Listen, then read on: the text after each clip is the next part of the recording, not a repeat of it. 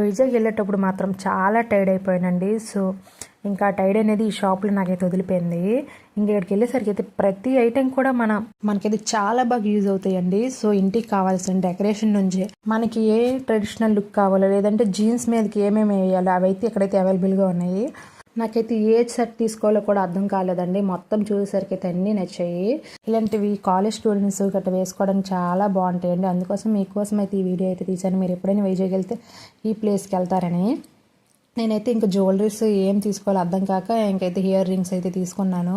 మన ఇంటి traditional look కావాలంటే ఇక్కడ కర్రతో చేసిన ఐటమ్స్ కూడా ఉన్నాయండి. అవి అయితే బాగా నచ్చాయి నాకైతే.